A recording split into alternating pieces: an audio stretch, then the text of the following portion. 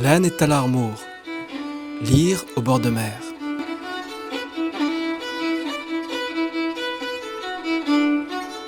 En Terjen Penbrock, le 3 Maéran, Gejal Priel.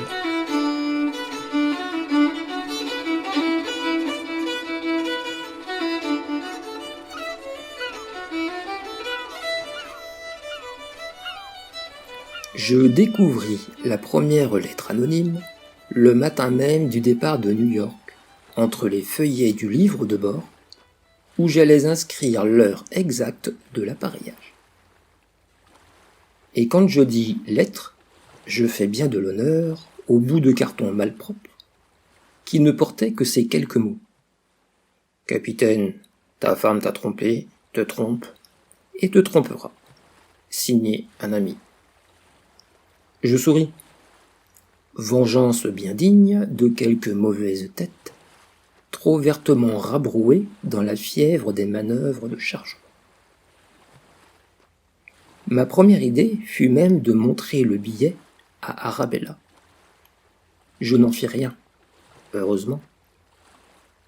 Le lendemain soir, il brunait assez fort, et je capelai mon ciré, pendu d'ordinaire à une patère, dans le couloir des cabines, mais, comme je fourrais la main dans l'une des poches, un papier crissa sous mes doigts.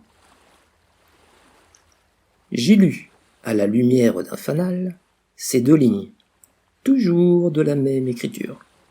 « Tu es aveugle, capitaine John Clive, mais ça ne te fait rien. Un ami observe pour toi ta femme et l'autre. »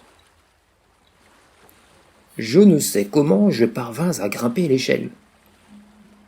Il me semblait traîner des semelles de scaphandre. Ce n'était donc pas une farce. Il se passait quelque chose près de moi. Si près que, pour ne rien voir, il fallait avoir les yeux bouchés.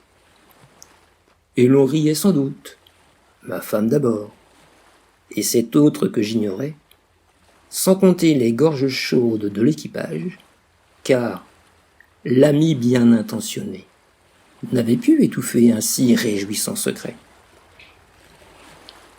Mon amour bafoué, mon autorité en péril, ma confiance à jamais ruinée, tant de naufrages me désemparaient que de toute la nuit, je ne cessais d'arpenter le pont.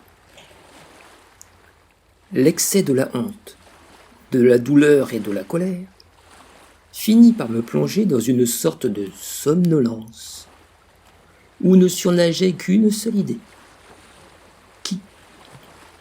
Qui Je perdis tout appétit. Assez familier naguère avec les hommes comme avec les officiers, je cherchais désormais à m'isoler, et, avare de paroles, ma bouche ne s'ouvrait que pour les ordres indispensables à la conduite du navire.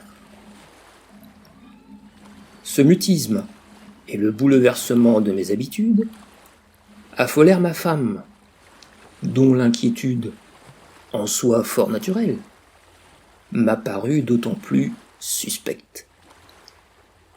Parfois, sentant mon regard peser sur ses épaules, elle se retournait d'un bloc, prête à pleurer, et me demandait « Mais enfin, John, qu'as-tu donc ?» À quoi je me contraignais à répondre, aussi doucement que possible « Mais rien du tout, ma chérie, rien !» Puis je remontais sur le pont, achevant mentalement la phrase « Rien que tu ne saches trop bien !» Et la promenade reprenait, interminable, avec l'éternelle question martelée par chaque coup de talon. Qui